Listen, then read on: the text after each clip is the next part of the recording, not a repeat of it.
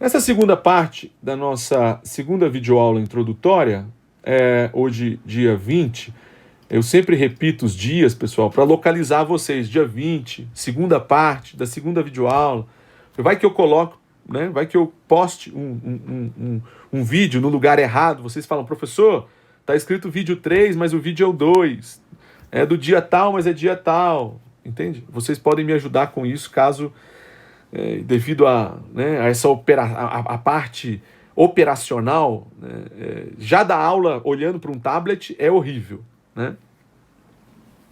Imagina ter que, né, fazer todo esse trabalho de edição, se for o caso, de upload, de colocar assim, de montar a página, não sei o que. Isso chega uma hora que, como é mais de um curso, chega uma hora que você pode ficar confuso. É o meu caso, né? Eu já fiz isso.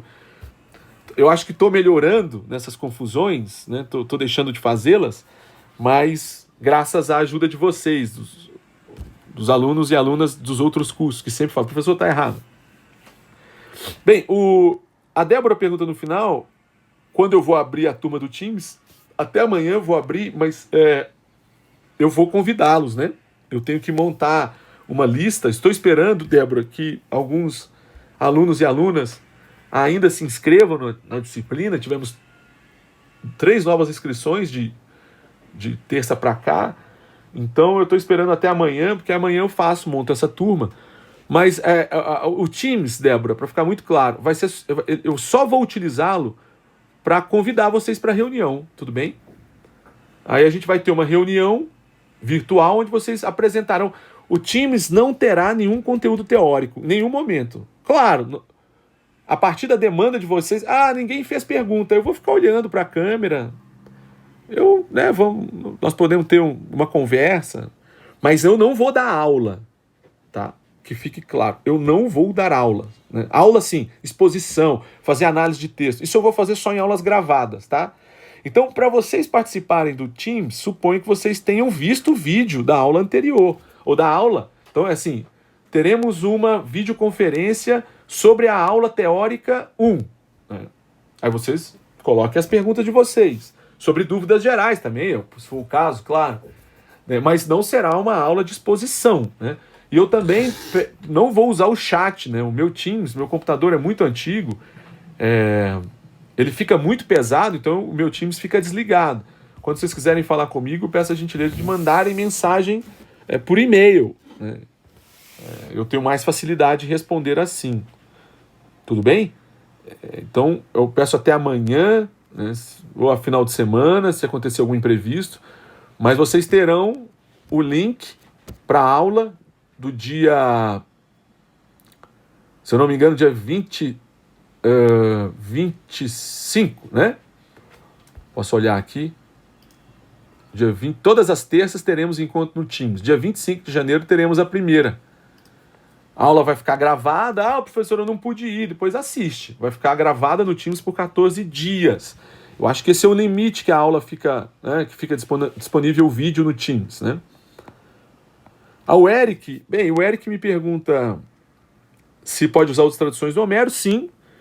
Eu só indico, Eric, que você utilize das canônicas, né? O Carlos Alberto Nunes também traduziu, né, a República, por exemplo, também traduziu Homero, né? O Carlos Alberto traduziu muita coisa, traduziu tragédia, né? É impressionante. Ele traduziu também do latim. É impressionante, né? Ele era um médico. Ele é impressionante, impressionante. Tio do Benedito Nunes, né? Grande intelectual de Belém do Pará. O Carlos Alberto também era de lá. Pode usar, as do Carlos Alberto pode usar todas. Pode usar todas. Tradução da República de Homero. Eu só peço cuidado para vocês não utilizarem qualquer uma. Apareceu aí na... Não façam isso, tá? A gente tem que ter rigor com a edição que a gente está usando. Né? Como a gente não tem acesso ao original, pode ser que às vezes a gente use uma palavra. Eu me lembro até hoje que a minha mãe utilizava uma Bíblia de uma tradução que, assim, acho que nem aparecia o tradutor. E eu me lembro que, quando eu estudava grego, eu, enfim, fui ler a tradução dela, e onde estava caritas, né, estava amor. Aí e ágape também estava amor. Aí já é uma forçação de barra, sabe assim? Misturar ágape com caritas. É uma forçação de barra, né?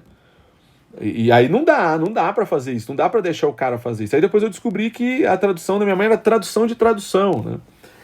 Bem, então a gente tem que tomar cuidado, você já deve ter ouvido isso, né?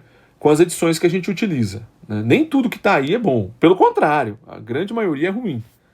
Então, olhar o tradutor, saber quem é o tradutor. Depois eu vou falar um pouco também da questão, por exemplo, de edições melhores, né? As edições melhores são aquelas que são bem feitas, como as que eu vou mostrar para vocês aqui, bem rapidamente, já que eu estou tocando nesse assunto, vou aproveitar, já que os textos estão aqui, ó. Olha essa edição do Homero, ela tem, né? Ela é edição bilíngue, para vocês terem uma ideia, tá aqui o grego, né? E ela corresponde, até metricamente, ela só não tem rima, mas ela é metricamente há um cuidado do tradutor. Ela tem a numeração por verso, tá vendo? Então você consegue saber qual é o verso. Porque, veja, se você citar numa edição brasileira e um chinês ler seu texto, você vai falar, olha, canto 1, né, verso 5. Então vai ter esta frase do herói sentado no espaço pluriaberto. Mesmo que o chinês, né, traduza ideograma, né? Enfim, completamente diferente. Mas ele vai saber se localizar, né? Verso, que é o canto 14, né? E a outra do Platão é esta aqui que eu disponibilizei. Vejam bem, Platão não se cita conforme esta página aqui, ó, 76, mas sim conforme a edição crítica, que é a Stéphanos, que é a 378A. Então, essas paginações, né, à margem é que são digamos assim, as universais, né? Essa página aqui é uma página que está em grego, está no latim, está no chinês, está no japonês, né? Qualquer citação nossa vai se referir a esse contexto aqui na tradução, que é uma tradução que preza por esses elementos editoriais, né? Crítico-editoriais, né? Então é importante não pegar qualquer coisa, né? Platão, pessoal, numa monografia, num texto de, né, digamos assim, não cita a página 76, né, porque tem uma edição crítica pronta que as pessoas usam para poder localizar melhor, senão cada edição é uma página diferente. Então, como se trata de um autor de 2.500 anos atrás, não tem como você ficar buscando a edição de 1881, entende? Se alguém citar nela. Então, só para vocês terem esse cuidado, né? Muitos outros autores são assim também, né? Bem, mas eu queria falar hoje, então pode usar, tudo bem, Eric? Sem problema nenhum. Eu queria falar hoje sobre o plano de aulas.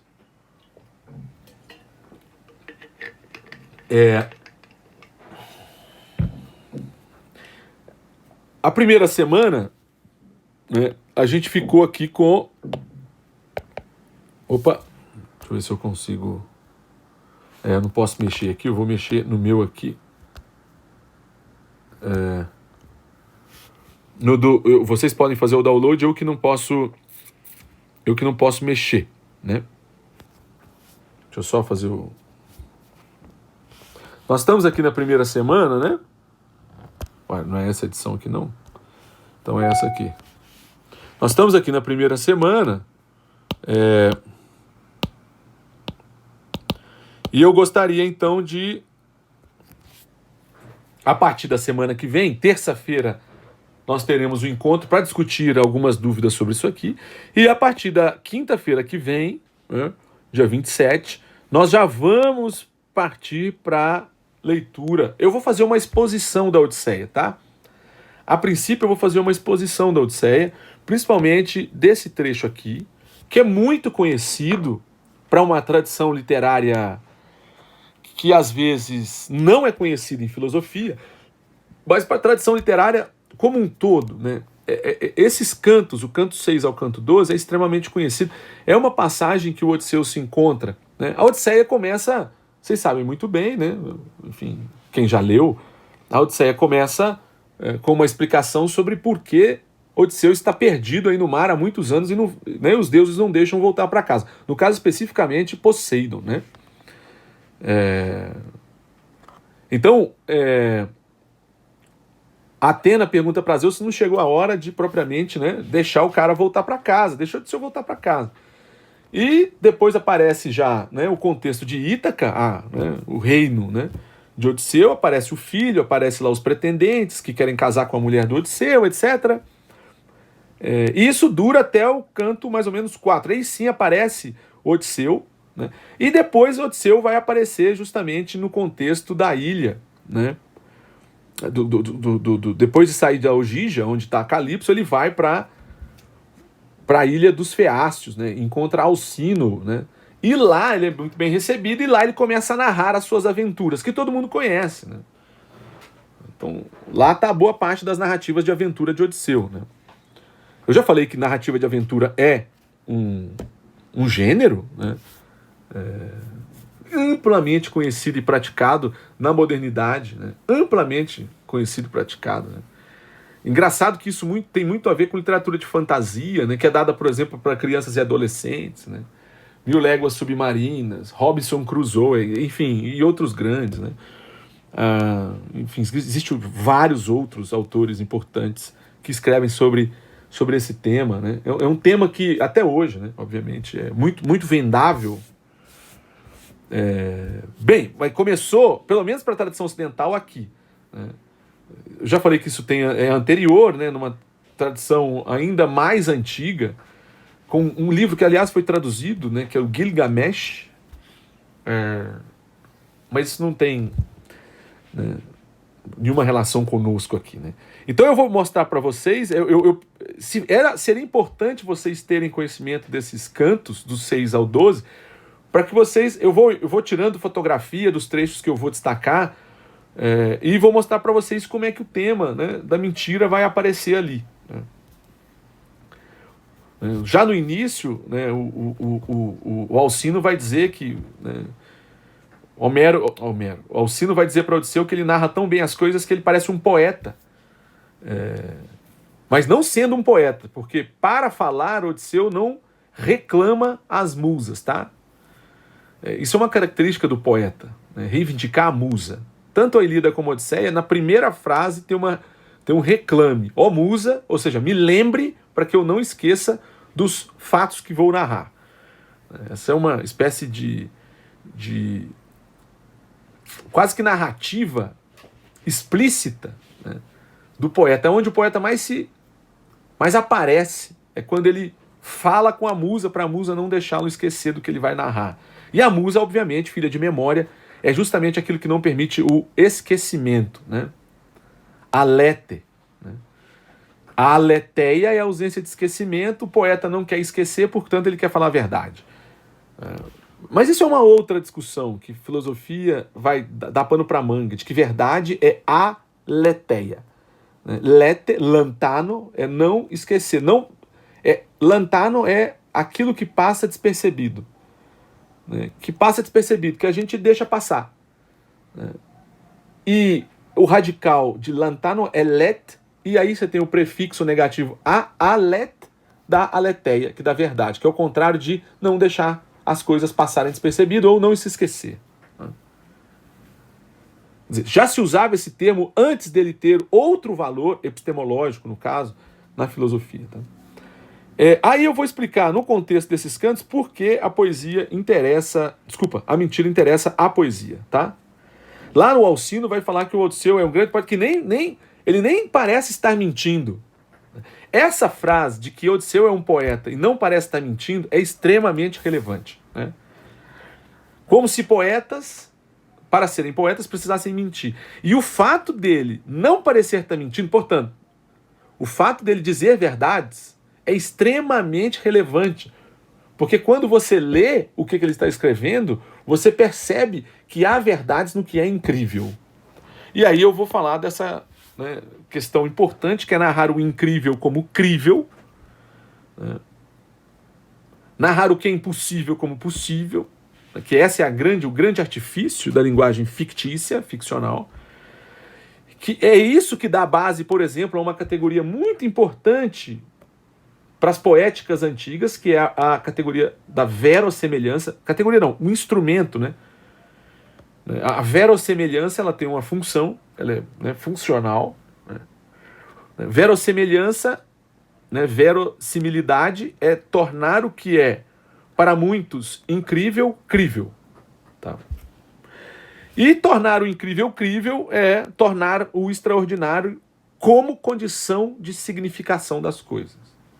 E eu vou mostrar como a ideia de narrar o extraordinário, que tem relação direta com a mentira, que é o modo pelo qual se torna o incrível. Incrível aqui é o que não dá para ser crível, né? Porque nós usamos incrível no sentido de extraordinário, né? Isto é incrível. Pouco pensamos que incrível nega o que é crível, nega aquilo que se pode acreditar. O incrível é uma grande surpresa na qual você passa a ver e entender alguma coisa que está descolada de um contexto ordinário, de um contexto cotidiano. Isso na linguagem hoje, né, natural, né?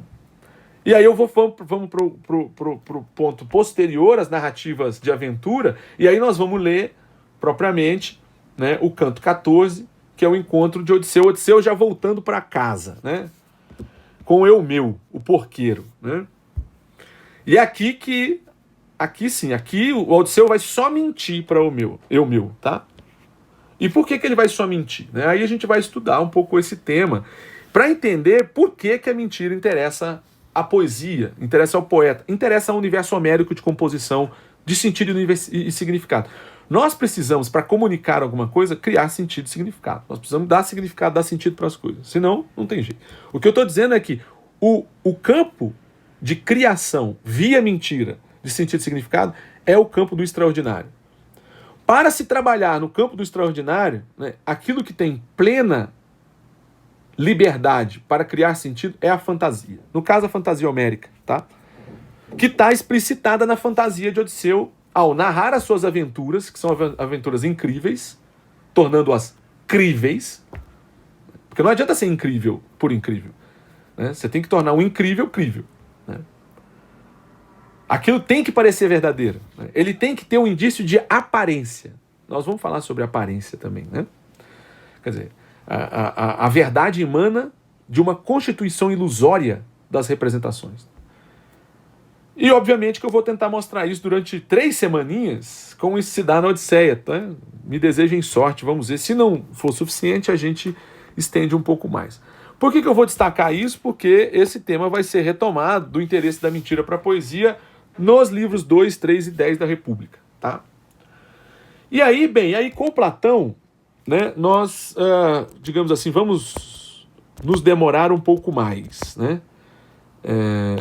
E o motivo disso é porque Platão, enfim, talvez seja aquele que coloca a mentira como um elemento decisivo do debate filosófico, né? Na boca de Sócrates, esse elemento sofre uma crítica voraz, né? E que, de certa maneira, criou a representação, ou pelo menos pavimentou o caminho que posteriormente iria criar aquilo que nós hoje significamos por mentira, né?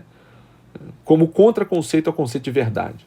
E se tudo que interessa ao pensar, né, se tudo que interessa ao filosofar, se tudo que interessa, né, a atividade especulativa da razão e também a moral da razão, né, a reflexão moral da razão, se tudo que interessa a parte prática e a parte teórica, né, precisa da razão, então a mentira está fora delas, né? Não deve ser contabilizada como, digamos, elemento de constituição do discurso, de constituição, né, do sentido e significado que a filosofia quer apresentar, da visão de mundo que a filosofia aí no sentido, né, que o platonismo vai dar. Eu já disse para vocês que quem acha que tudo que é relevante em Platão está na boca de Sócrates, que Sócrates representa o que Platão pensa, que só há filosofia se entendermos o que Sócrates... Esse é o platonismo, tá? Redutibilista. Tudo é Sócrates. Devia se chamar socratismo, né? E não platonismo. Mas o termo técnico, se vocês jogarem lá platonismo, qualquer manual de filosofia vai falar sobre essa tradição. Em geral, são considerados platonistas aqueles que receberam a filosofia do Platão. Mas não é só recepção. É quem disse o que é Platão, tá? E agora eu vou dizer que aquilo que o platonismo diz que é Platão é extremamente limitado. E desinteressante. Datado. Ficou desinteressante. Platão, teoria das ideias, teoria da alma, metapsicose, toda essa discussão aí, ó, é bonita, mas, sabe, tem sempre aquele desafio contemporâneo. Alguém fala assim, mas por que eu vou estudar Platão se os nossos problemas são completamente outros? Ah, mas porque Platão é o início. Platão é importante por outros motivos, né? Porque com ele dá para entender um primeiro movimento onde há um estranhamento do predomínio da reflexão artística, da reflexão poética. Há um estranhamento desse momento, que ele está refletindo nos seus diálogos, e que de fato houve, e que perdurou 2.300 anos, e que só no século XIX foi retomado filosoficamente para dizer, peraí, né? É preciso agora fazer um movimento contrário, de abalar justamente os alicerces daquilo que se chama, calcado num conceito forte de razão, filosofia. E aí se faz um estranhamento da própria racionalidade. Via o quê? Via poesia. Né? Então é a mesma coisa, só que uma ordem distinta. Né? Se lá o predomínio era da poesia, e se começou a estranhar, um estranhamento com relação a esse predomínio, agora que a razão é o evidente, se começa a estranhar propriamente a razão. Para isso, nós vamos ler, então, o início do a metade do livro 2 da República, que começa a discussão sobre a paideia, tá? Sobre o modelo de educação da polis justas. Eles estão discutindo sobre a polis. Se vocês conseguirem ler o livro 1 e o 2, é ótimo. Né? Vocês vão poder contextualizar melhor. Né? Filosofia não se faz de trechos de livros, infelizmente. Eu sei que vocês têm muita coisa para ler, mas eu também não vou dizer, olha, basta vocês lerem isso que vocês vão entender. Não vão. Vão parcialmente. É melhor ler, né, mais coisas.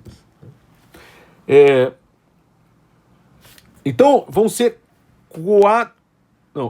quinta, sexta, sétima, oitava, vão ser 5 semanas sobre Platão. Né? Mais ou menos serão 2 semanas para o livro 2, 2 semanas para o livro 3 e 1 semana para o livro 10, que é o grande clímax, né? Que é lá que está, vamos banir Homero. Imagina dizer isso no século V. Vamos banir Homero. No início do século IV, na verdade, né? Platão está escrevendo ali cerca de 390. É que ali já pode falar uma coisa dessa, né? Mas 30, 40 anos atrás não dava para dizer isso, não. Vamos banir Homero. Né? Vamos banir Homero. É isso que está, né, dito ali. Né?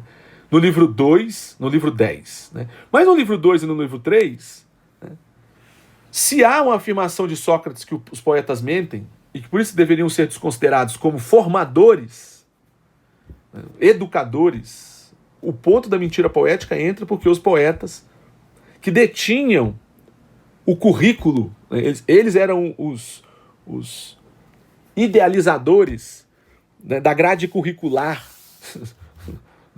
brincadeira, né, da grade curricular das escolas gregas, né? Porque no fundo, né, as crianças quando entravam no liceu, no colégio, na escola, para serem educados, né, eles seriam educados, eles aprendiam basicamente poesia, música e ginástica. Né? E essa é a contestação que o Sócrates vai fazer. Ele vai falar sobre esse tripé durante o livro 3, por exemplo, e o livro 4 da República. Né? Bem, mas...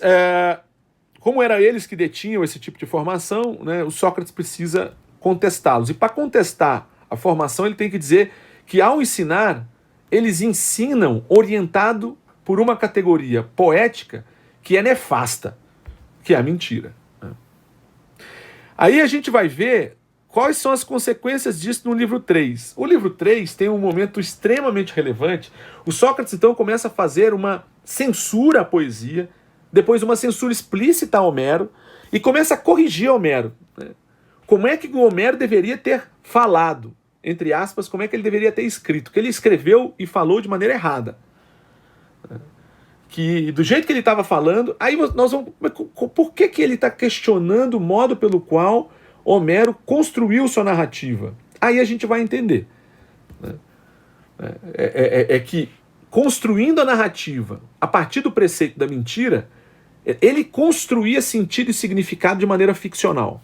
E o Sócrates não vai aceitar o ficcional. Tá? E para não aceitar o ficcional, o Platão vai... Aí que o Platão é grande. Ao não aceitar o ficcional, Sócrates vai ser obrigado a ficcionalizar. E é esse paradoxo que eu quero chegar com vocês. No limite, se a gente considerar que Platão não é, estrito sensu, só Sócrates, a gente vai ter que se descolar da centralidade dessa personagem para entendê-la dentro do universo literário. E ao entendê-la dentro do universo literário, nós vamos entender uma outra função de Sócrates, que é uma função paradoxal. Que função paradoxal é esse? Né? É que para corrigir Homero, né, Sócrates vai ser forçado a falar como se fosse Homero, para dizer como Homero deveria dizer. Ao falar na boca de Homero, Sócrates comete, e isso vai ficar claro no livro 3, comete, né, aquilo que o texto de Platão chama de atitude ficcional por excelência, que é, no texto, né, falar na boca de um terceiro. Quem fala na boca de um terceiro, né, diz quer dizer, quem não fala é discurso direto e indireto, né? É como se eu falasse, como se fosse alguém, né? Falar na boca de alguém é como se eu estivesse representando um papel. Quem representa um papel só pode ser uma personagem. Agora, quem representa um papel, né? Quem se reivindica a atitude de ser uma personagem, né? No fundo, e essa é a crítica do Sócrates, comete um erro que já está lá na tragédia grega. Que já está na tragédia, não, que está explicitado na tragédia grega, que é a de escrever como se fosse um ator. Uma das características fundamentais do poeta para mentir é passar-se por alguém. Como se fosse alguém. Vocês vão ver que o passar-se por alguém é Odisseu mentindo para Eumeu, que ele é um cretense. Mas isso vai ficar mais claro lá na frente. Vocês vão ver que o que está no livro 3 vai ser bastante elucidativo para a gente compreender por que Odisseu se passa por outra pessoa e por isso mente para Eumeu não identificá-lo. Né? Quer dizer, Odisseu só faz isso, né? Vocês já devem saber, Odisseu quando está na ilha dos Ciclopes, né? E que o Ciclope pergunta quem furou meu olho, ele diz úteis, ninguém. Né? O Odisseu é hábil, né, em suspender qualquer forma linguística que identifique a sua personalidade. Um critério para a identidade pessoal. Né? É como se não existisse uma referência a um eu. É como se a atitude de Odisseu fosse sempre a atitude de alguém que se mascara. E isso é útil, muito útil para a gente compreender a atitude de uma personagem que se passa por outro. E nesse se passar por outro é que ela tem condições totais de exercer a mentira, tá? Mas eu vou mostrar que essa atitude é uma atitude que vai construindo a ideia de que a mentira é, no fundo, uma atividade plena de mimesis. A definição dada por Platão, né, há uma relação entre a mentira e o dizer como se fosse um outro, é o que ele chama de mimesis. Existem pelo menos 2 sentidos de mimesis na República. Um que é cópia, todo mundo sabe, cópia, né? Aparência das coisas. E esse outro, que não tem nada a ver com cópia, e que tem a ver com uma outra forma, uma outra categoria estética, que é dramática. Drama. Por isso eu vou chamar Platão de dramaturgo. Tá? Bem, isso para montar uma ideia de que aquilo que Sócrates não é o que é Platão. Platão é muito superior a personagem. Aliás, né, o conhecimento que ele tem para a construção da personagem Sócrates é de uma riqueza inacreditável. Inacreditável. O que isso gera de elemento reflexivo gente, é infindável. E por fim, né, aí eu vou passar pelo livro 10 para falar sobre a frase do Sócrates, que há uma antiga briga entre filosofia e poesia, que no fundo há para Sócrates, mas isso não quer dizer que há para a totalidade do texto da República. Tá? Por quê? Porque a República não é Sócrates falando sobre o que é o justo. Nós não podemos ser redutibilistas.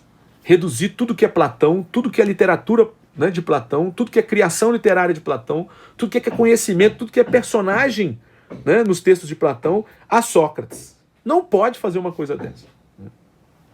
E aí, com esses elementos de posse, eu vou mostrar para vocês de que maneira o Nietzsche, né, é um invejoso do Platão. Né? O Nietzsche é um invejoso. O Nietzsche quer ser tudo que ele, e eu acho que o Nietzsche descobriu, porque essa leitura que eu tenho de Platão é através do Nietzsche que eu adquiri. O Nietzsche é quem se opõe radicalmente a Platão, né, porque ele não pode aceitar, né, não que Platão tenha se reduzido a um mero Sócrates, mas o que ele não pode aceitar é que tudo aquilo que se chama Platão seja considerado a partir de um viés que é o viés da criação literária que foi desconsiderada pela história da filosofia. De modo que, né, o fato de Nietzsche criticar o Platão, nem sempre quer dizer Platão, quer dizer platonismo. E que quando também Nietzsche elogia, né, o Nietzsche não elogia o platonismo, elogia Platão, que é justamente esse autor artista, como ele vai dizer, por exemplo, no livro Crepúsculo dos Ídolos. Platão é um artista. Eu considero Platão do ponto de vista artístico, é isso que ele diz. E do ponto de vista artístico, Platão escreve de maneira, ele vai dizer, ruim, desagradável. Né? Desagradável não, ele usa um termo em alemão que fala tedioso. Só que o tédio tem a ver com a característica do Platão escrever coisas longas. E o Nietzsche ali está discutindo a brevidade da escrita. Mas isso é uma outra discussão, não vou entrar nessas minúcias. Né? Mas eu vou mostrar para vocês por que o Nietzsche pensa a mentira no sentido extramoral. Já está posto lá pela tradição grega clássica. Né? Vou mostrar para vocês qual é o uso que o Nietzsche faz da metáfora, a clareza que ele tem do sentido figurado da linguagem, né? Que tem muito de sentido extraordinário. Né? Vou mostrar como isso, né, tem reflexo num posicionamento estético do Nietzsche contra o realismo. Né? E, por fim, vou falar do que o Nietzsche considera ser, né, a característica fundamental do filósofo numa sessão de Humano Demasiado Humano, chamado o filósofo como enganador. Na verdade, pessoal, está errado aqui. Ó. Agora que eu acabei de ver. É Humano Demasiado Humano 2. É o segundo volume. Não é o primeiro, tá? E, por fim, eu vou mostrar um certo elogio do Nietzsche ao conceito de fantasia e de aparência, que é o que caracteriza para o Nietzsche as condições para pensar a ficcionalidade. Tá?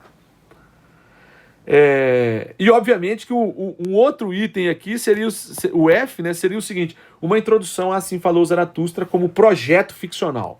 Projeto ficcional significa o Nietzsche tentou, de todas as maneiras, né, se valer do imenso recurso que a ficcionalidade o proporcionava para apresentar a sua reflexão. Então, no fundo, a reflexão do Nietzsche, na medida em que ela se vale da ficcionalidade da linguagem, é uma reflexão esteticamente fundada. Ela não pode ser considerada relevante nem do ponto de vista especulativo. Nietzsche não tem importância nenhuma para a tradição especulativa. A tradição especulativa existiria tranquilamente sem ele, muito menos para a tradição moral, filosofia prática. Não tem relevância nenhuma. É necessário dar autonomia para uma certa tradição estética, independente das outras tradições que existem concomitantemente a ela. Né? Nós não devemos pensar a estética como se ela tivesse necessariamente que ter um interesse ético, porque para isso a gente teria que submeter a estética, né, a uma já consolidada tradição da filosofia moral, ou da ética, ou da política. E isto é o que esses caras estão tentando combater, né? Para que não haja de novo uma redução, né? E que, portanto, inviabilize a potência, né, da reflexão estética para a construção de visões de mundo e de perspectiva, o que seria relevante para a filosofia. Né? Bem, então é isso, pessoal. Acho que a aula ficou também, de novo, um pouco longa, né? Passamos de 30 minutos já. Eu espero que essa introdução seja vista por vocês. Se vocês não entenderem, estou disponível. Os trabalhos será... O primeiro trabalho dá para ver que será sobre Homero e Platão, né? E o último trabalho sobre... Mas é um trabalho só, né? Vocês vão ver que é possível construir um trabalho só, né? Eu vou pensar nisso, se eu vou dar uma espécie de trabalho work in progress, que significa assim, vocês fazem a metade dele na 7ª, 8ª semana e depois terminam na... Eu vou acompanhando a composição do trabalho. Já que o fio condutor é a mentira poética, né? A gente pode pensar num trabalho único que se constrói em Homero, Platão primeiro e por fim chega em Nietzsche, né, para dar uma espécie de acabamento, tá bom? Então era isso. Vou enviar em breve o link para o nosso encontro de terça-feira, dia 25, às 7 horas da noite, pelo Teams. Tudo bem, pessoal? Boas atividades.